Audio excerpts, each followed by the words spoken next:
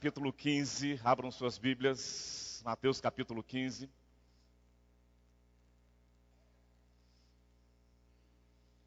Todos estão aí com as suas Bíblias abertas. Agora eu quero perguntar, quantos irmãos receberam o seu boletim? Levantem para que eu possa ver. Isso. Nós temos aí escrito, Cristo quer morar no centro de São Paulo. Você pode repetir isso comigo, irmão? Eu acho que a gente pode falar isso com mais alegria, com mais vigor, com mais convicção, com mais entusiasmo. Vamos falar juntos? Cristo no centro de São Paulo. Você crê que o Senhor Jesus quer morar no centro de São Paulo? Você pode dizer amém? Meus irmãos, vem aí 116 anos da nossa igreja. Prestem atenção, no dia 4 de julho, sábado à noite, teremos aqui uma grande celebração com o nosso foco mais especificado na juventude. Cantor gospel, Paulo Baruch, estará aqui com a gente. E o nosso sonho é ver esse templo repleto de jovens.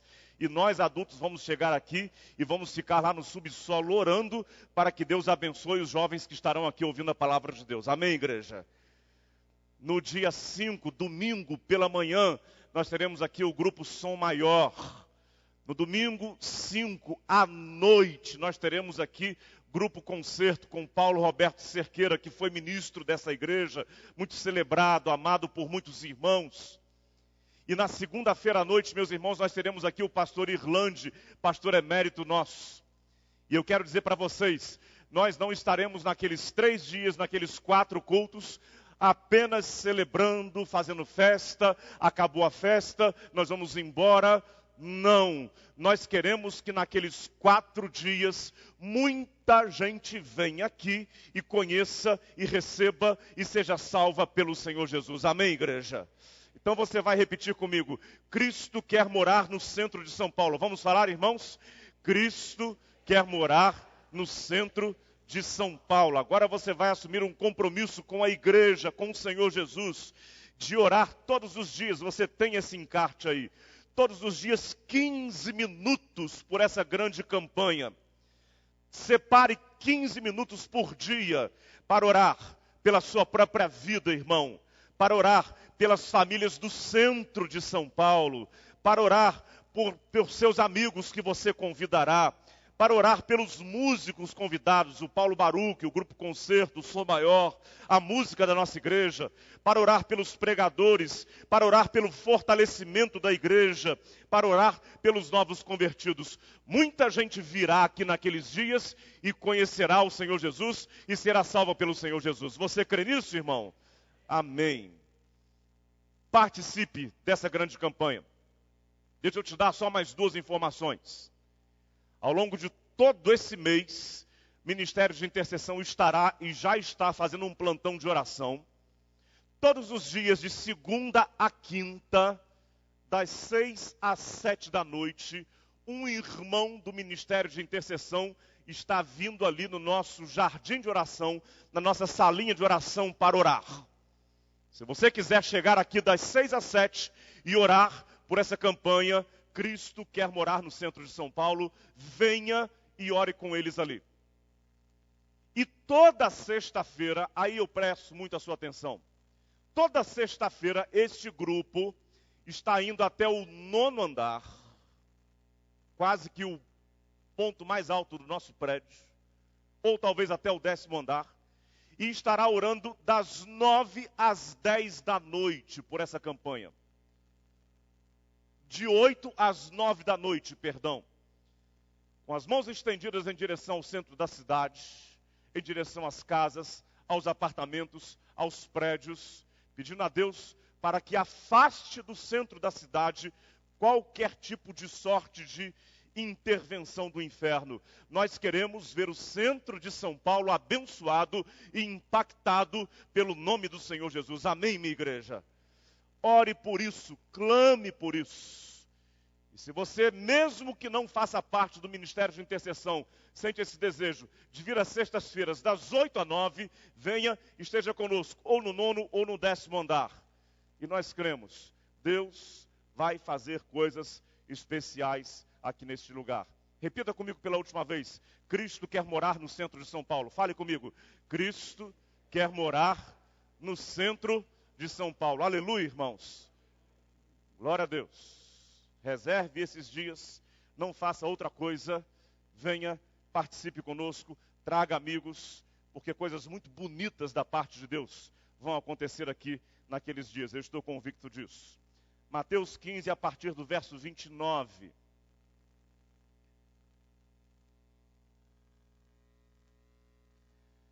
Partindo Jesus dali, chegou ao pé do mar da Galileia.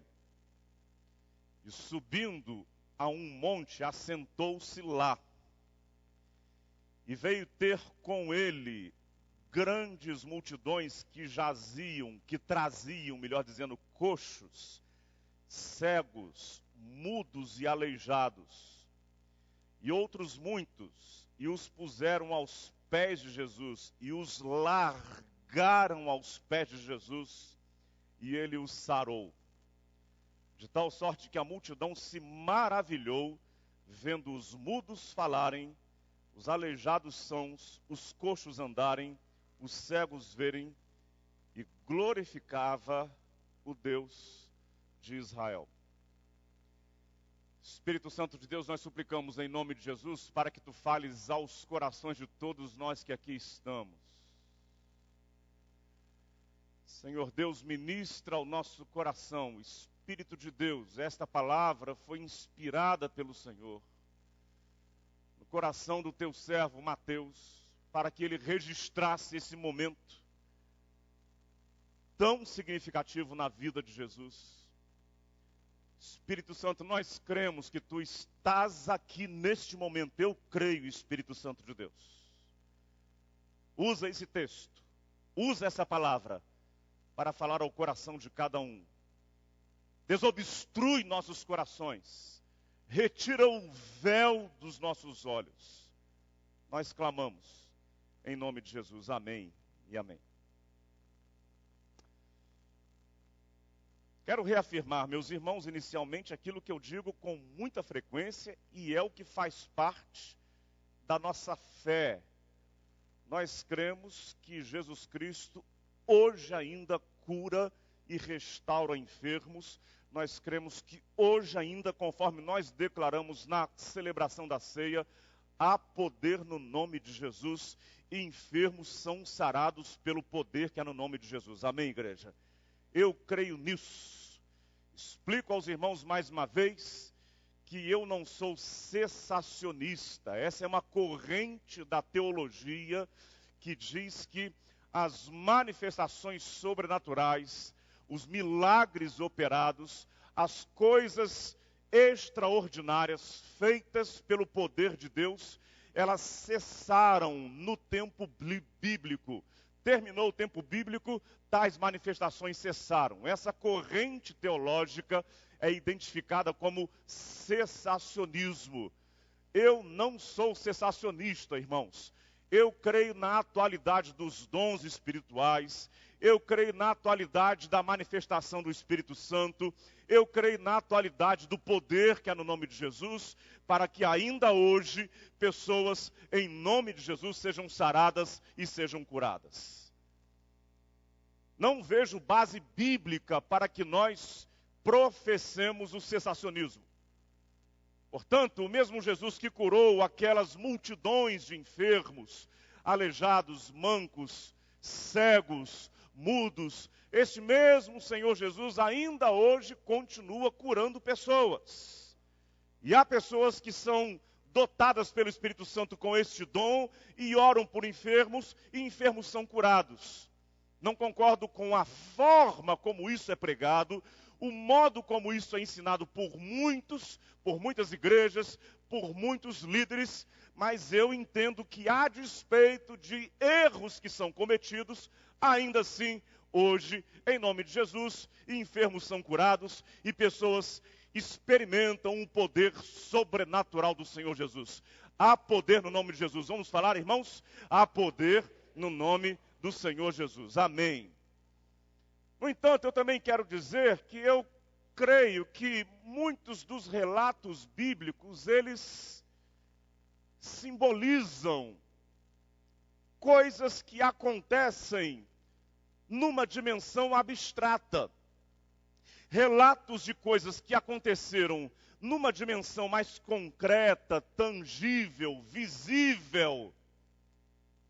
Esses relatos, ou esses acontecimentos numa dimensão mais concreta, mais tangível, mais visível, apenas exemplificam aquilo que acontece numa outra dimensão, mais subjetiva, invisível.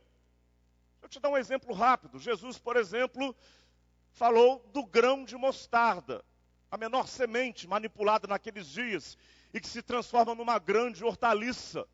E Jesus disse, olha, o grão de mostarda que vocês, meus discípulos, conhecem, o povo era um povo agropecuário, essa era a economia básica, eles conheciam bem o grão de mostarda. Jesus disse, olha, o reino de Deus é como este grão de mostarda. Ele é minúsculo, ele é ínfimo, mas quando ele brota na terra, ele se transforma numa hortaliça bonita, que cresce numa árvore, que abriga animais, que produz sombra. Jesus então usa de algo tangível, de algo concreto, de algo finito, para expressar ou para exemplificar uma coisa infinita, uma coisa maior, uma coisa abstrata, que é o seu reino. O que eu quero dizer para você que está aqui hoje? Multidões enfermas foram até Jesus. Mancos, aleijados, cegos, pessoas doentes foram até Jesus e foram curados pelo Senhor Jesus. Quero dizer para você que hoje nós lidamos com multidões enfermas. Gente que não está fisicamente enferma, gente que não está com o seu corpo biologicamente, organicamente adoecido, mas gente que carrega enfermidades. Enfermidades abstratas que são mais pertinentes ao campo emocional, que são mais pertinentes ao aspecto psicológico, emocional, à alma, à nossa interioridade, mas que são enfermidades muito, muito reais. Elas não são tangíveis, mas são reais. Não são visíveis, mas estão muito presentes. E ao meu ver, nesse momento, quando Jesus cura coxos, quando Jesus cura cegos, quando Jesus cura mudos, Ele está dizendo, olha, mais do que curar gente doente fisicamente, tem muita gente enferma andando por aí, que precisa ser curada pelo Deus Todo-Poderoso. Amém, irmãos? Quero dar uma olhada com você rapidamente sobre isso. Preste bem atenção. Em primeiro lugar, diz o texto que Jesus curou homens coxos. No original grego, o vocábulo para expressar o termo coxos é o vocábulo que exatamente denota a ideia de deformidade física. Gente com algum aleijão no corpo, com alguma deformidade, com alguma deformação no corpo. E aí, querido, eu faço a primeira analogia desse texto com aquilo que pode estar acontecendo com muitos de nós aqui. Tem muita gente fisicamente perfeita, mas deformada na alma. Muita gente fisicamente saudável, mas com caráter deformado, com deformações interiores profundas no coração, no caráter, nos valores. Por exemplo, tem gente que mente sem perceber que está mentindo.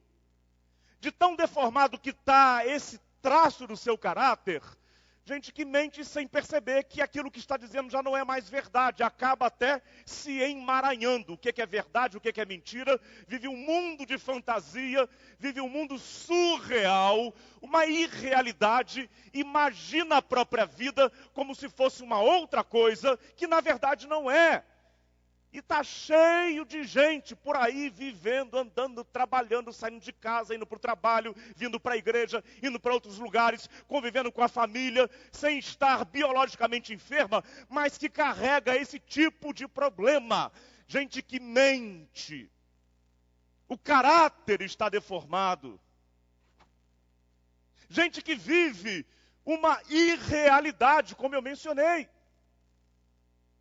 Pessoas que estão sempre falando de si mesmas, falam muito de si mesmas. Já conversou com gente assim? Gente que quando você se encontra com elas, você não consegue compartilhar, dialogar, conversar, se expressar, ouvir. Porque elas falam sempre de si o tempo todo, o tempo todo, o tempo todo, o tempo todo, o tempo todo. Quase sempre pessoas que precisam muito falar de si mesmas são pessoas que vivem no mundo da fantasia. Elas vivem uma irrealidade sem perceber isso. É uma deformação de caráter. E eu sei de algumas pessoas que sofrem com esse negócio. Vivendo aí nesse emaranhado de realidade misturado com a irrealidade, o mundo real mesclado com o mundo fantasioso, fantasia que elas construíram na própria mente. Uma coisa fictícia, uma coisa irreal. Gente que tem o caráter deformado. Quando eu falo nesse negócio de mentira, esse negócio é sério, gente. Porque nem sempre quando a gente fala em mentira, e às vezes até a gente fala de um modo segregacionista, né? A gente usa a infeliz expressão, né? Ah, mas foi uma infeliz expressão. Ah, é só uma mentirinha branca. Infeliz expressão, né? Já é tempo da gente abolir de vez esse tipo de coisa que acaba retratando um certo sentimento de reservas que é absolutamente absurdo. Mas o que eu quero dizer para você é o seguinte, é que há pessoas que acham que existem situações que legitimam o engano. A situação é tão complexa que é legítimo você trapacear, você enganar, você burlar o outro. E eu penso que quando a gente chega a esse ponto de achar, não, mas olha, há situações que legitimam, às vezes é preciso mentir, às vezes é necessário enganar o outro. Eu penso que quando a gente chega a esse estado de compreensão, tem algum defeito, alguma deficiência no caráter da gente, inevitavelmente. Saibam disso. Se eu chego à compreensão que é necessário, em algum momento, que eu trapaceie o outro, tem no meu caráter uma deficiência. Isso é inevitável. Tem gente deformada no seu caráter, por exemplo, com relação à sexualidade. Isso é uma coisa muito, muito presente. Até porque a gente vive numa sociedade que está o tempo todo hoje bombardeando nossa mente, a nossa compreensão, com essa coisa da sexualidade, da sensualidade, do erotismo, um culto ao corpo, um culto a essas coisas de a gente sentir prazer. E aí as pessoas acabam tendo a sua formação, o seu caráter sendo deformado por isso. E invariavelmente são deformações horrorosas. Corações permanentemente excitados, palpitantes, voltados para a carnalidade, para a orgia, para a lascívia. E muita gente que vive essa luta com relação à sua sexualidade e gasta e despende energia gigantesca com isso.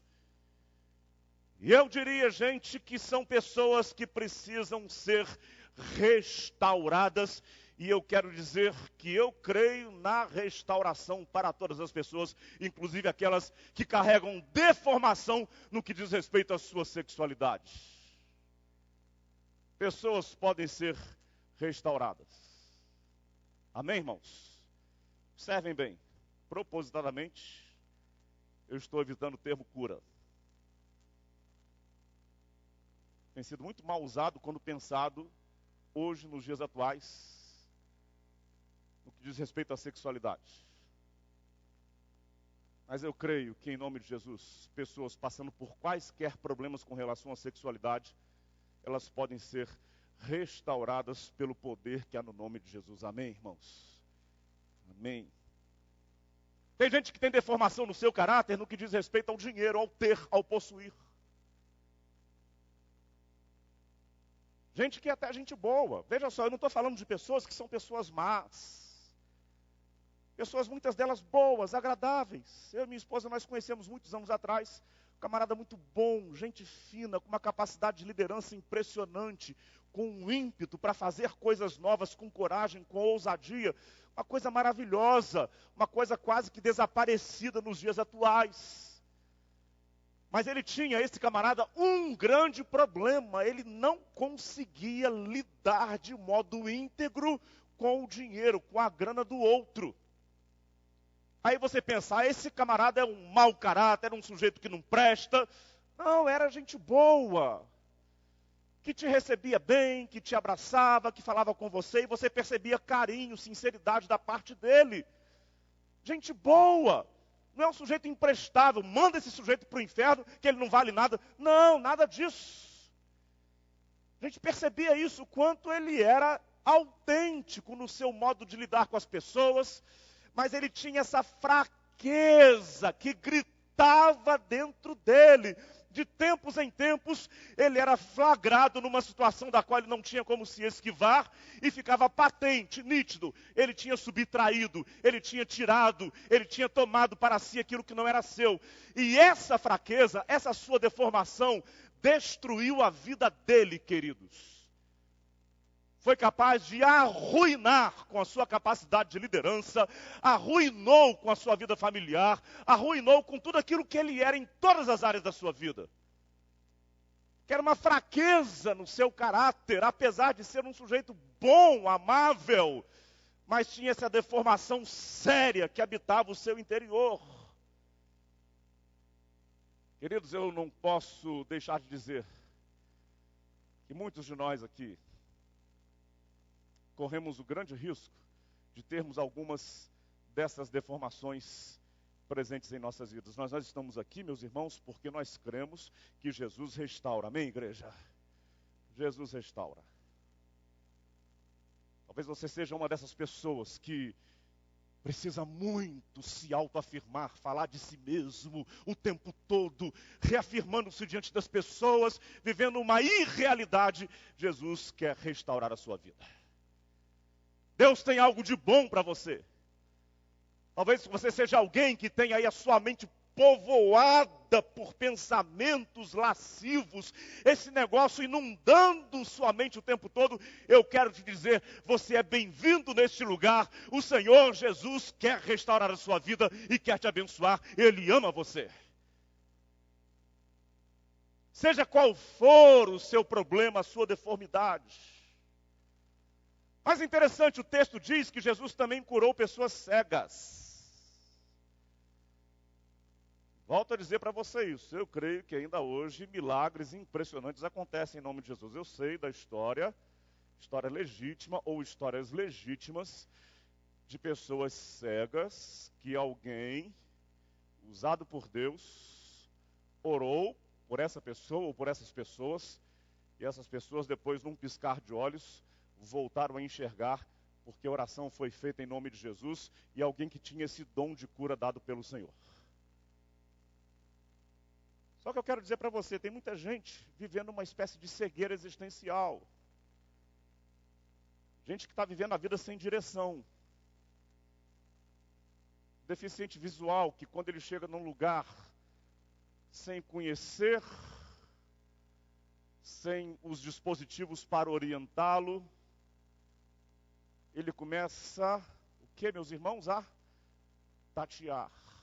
Vai tateando, vai devagarzinho, estendendo a mão para ver para onde ele está indo, pisando com cuidado, não sabendo bem onde ele está, em que direção seguir, se há algum risco ou não. Ele está tateando. Tem gente vivendo exatamente assim. O tempo vai passando, entra ano, sai ano, e o sujeito está tateando, está andando sem direção, não constrói absolutamente nada, não realiza absolutamente nada, está sem rumo na vida.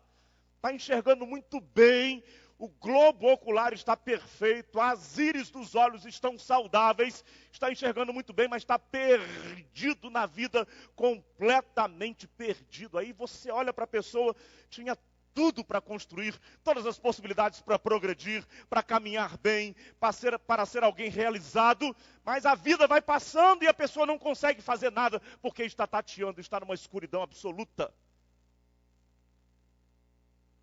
Uma espécie de cegueira existencial. Queridos, cuidado, porque o ódio também cega pessoas. Interessante que quando o apóstolo João escreve à igreja, ele chega a dizer: aquele que odeia seu irmão anda em trevas. Olha só, aquele que odeia seu irmão anda em trevas. Já pensou nisso? Você quer repetir comigo essa frase? Aquele... Querido, pensa bem,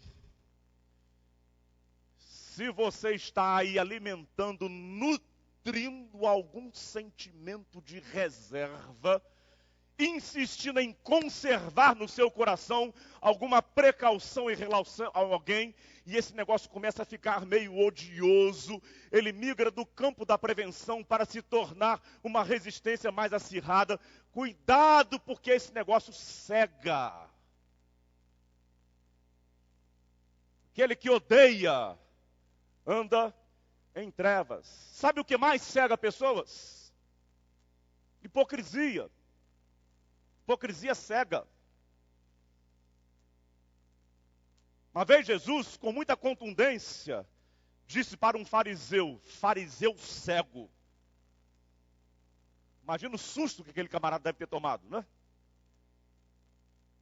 Por quê? O fariseu era um grande religioso. Ele era respeitado no seu contexto religioso.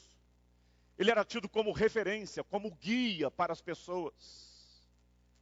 Mas a sua preocupação única era a conservação das tradições religiosas.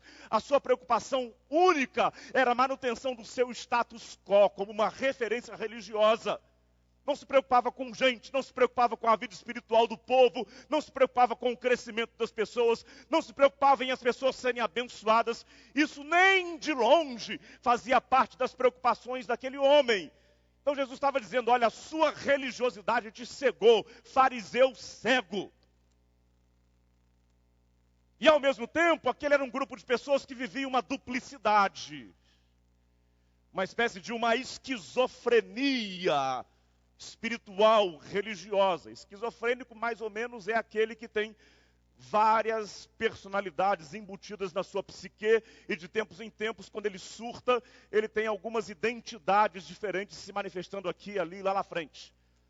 Então eu diria que o esquizofrênico espiritual é aquele que, dentro da igreja, é o sujeito bonitinho, bacaninha, de terno e gravata, todo arrumadinho, todo paramentado de crente. É, gente, crente se paramenta de crente. Mas fora da igreja, ele se enquadra numa outra personalidade.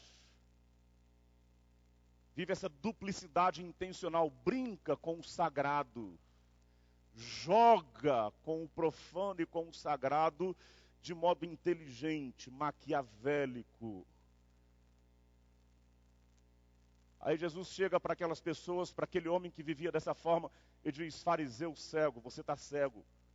Você não consegue ver mais o coração das pessoas, você não consegue entender mais que as pessoas são o mais importante, você não consegue entender mais que, sobretudo, mais importante do que templos são as pessoas, mais importante do que a tradição religiosa, é gente que precisa do reino de Deus. E Jesus diz isso: eu vim para buscar os enfermos. Glória a Deus por isso, amém, irmãos? Temos que ter cuidado, meus irmãos, porque a hipocrisia cega. Mas a gente não está aqui para ficar falando o tempo todo de enfermidade.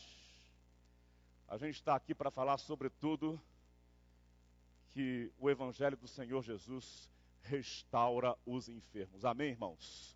O Evangelho de Jesus restaura os enfermos. Repete isso comigo. O Evangelho de Jesus restaura os enfermos. Aí eu quero mencionar para você apenas mais uma frase e com ela eu vou chegar com você a algumas conclusões muito breves. Diz o texto que as multidões chegaram com aqueles doentes e os lançaram aos pés de Jesus. Mais uma vez eu recorro aqui ao texto original, vocábulo grego para lançar aos pés de Jesus, denota exatamente essa ideia de jogaram aos pés de Jesus. Largaram aos pés de Jesus os seus enfermos.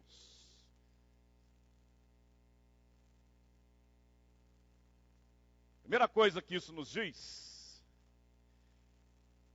pelo menos para mim fala, é que se largaram, é porque eles estavam exaustos, estavam cansados. Concorda comigo? Não faz sentido isso? Vieram trazendo os seus doentes, trazendo as suas enfermidades, e quando chegaram aos pés de Jesus, está aqui. Largaram aos pés de Jesus, estavam cansados, exaustos. Gente, deixa eu falar uma coisa para vocês. Essas nossas maluquices interiores, essas nossas deformidades, elas nos exaurem, cansam, nos deixam exaustos.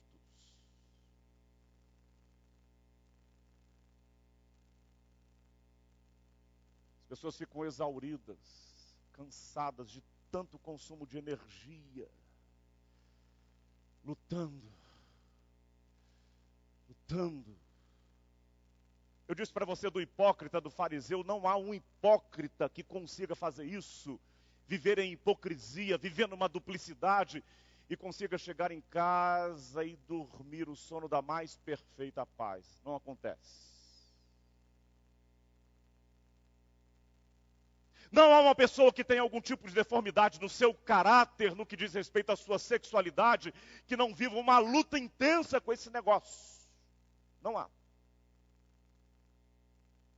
Está cheio de gente cansada por aí, já não aguento mais. Estou cansado, estou exaurido, estou esgotado. E eu quero dizer para você que eu, como pastor, vez por outra, recebo pessoas que são tão sinceras. E elas dizem, pastor, essa tem sido a minha luta há 5 anos, há 10 anos, há 15 anos. Eu tenho, pastor, um ressentimento muito grande, alguém que me fez mal, e aí conta a sua tragédia, quando eu tinha lá 15 anos de idade, ou então quando eu era criança, e aquele negócio me traumatizou, e fica essa luta dentro de mim, vez por outra vem um sentimento de rancor, de ódio, e eu tento aplacar esse negócio. Pastor, eu já não aguento mais esse negócio, eu estou cansado. Faz sentido para você o que eu estou dizendo? Muita gente exaurida, muita gente cansada por causa de suas próprias enfermidades. Segunda coisa que essa expressão me diz, além daquelas pessoas estarem cansadas, estarem esgotadas, o fato de elas terem largado aos pés de Jesus, me diz que elas se lançaram incondicionalmente aos pés de Jesus. Jesus, agora é contigo. Jesus, eu não tenho mais nada o que fazer, agora é com o Senhor. Glória a Deus. Jesus, agora é contigo. Pode falar comigo isso? Jesus, agora é contigo. Irmão, você já chegou a esse ponto? Não tenho mais o que fazer. Pode ser que a enfermidade não seja a sua enfermidade, pode ser seja de alguém muito próximo a você. Mas talvez, irmão, esteja faltando você dizer isso. Deus, eu não tenho mais o que fazer, a única coisa que eu posso fazer é largar aos teus pés e dizer, Jesus, agora é com o Senhor. Talvez você esteja hesitando em fazer esse negócio, a sua entrega é restrita, é reticente. A sua entrega, ela é comedida, é administrada por você mesmo. Você diz o que você vai dedicar, o que não vai, o que você vai colocar aos pés de Jesus, o que não vai colocar. Você vai administrando, isso sim, isso não. Essa área da minha vida eu entrego, eu coloco aos pés de Jesus, essa outra área não. E aí você vai de modo comedido, você administrando a coisa. Meu amigo, preste atenção, isso não é entrega. Se lembra do hino antigo, tal qual eu estou, eis-me Senhor. O que quer dizer isso? Do jeito que eu estou aqui, Jesus, largando, colocando a minha vida aos teus pés. Jesus é contigo, me cura, eu te peço. Está te faltando fazer isso, irmão? Você que anda aí lutando, cansado, exaurido com a sua luta, com a sua crise, com a sua duplicidade pessoal, com os seus ressentimentos, com as suas fantasias, esse negócio povoa você, isso está te cansando. O convite é: venha e largue, entregue, jogue, derrame a sua vida irrestritamente aos pés do Senhor Jesus. Aleluia, glória a Deus por isso. E aí o convite de Jesus é contundente. A gente está falando de gente aflita, gente doente, gente cansada. Gente carregando suas fantasias, suas enfermidades, suas esquisitices, suas deformações, suas cegueiras. Gente que está sofrendo. E aí Jesus fala abertamente: vinde a mim, todos os que estáis cansados e oprimidos, e eu vos aliviarei. Tomai sobre vós o meu jugo, e aprendei de mim, que sou manso e humilde de coração, e encontrareis descanso para as vossas almas.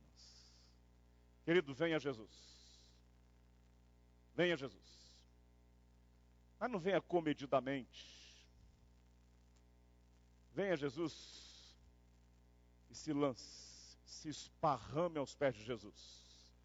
Ouça dele, aprenda dele. E não sou eu que te asseguro. A palavra te assegura. Você vai encontrar cura aos pés do Senhor Jesus. Amém? Feche os seus olhos, vamos orar.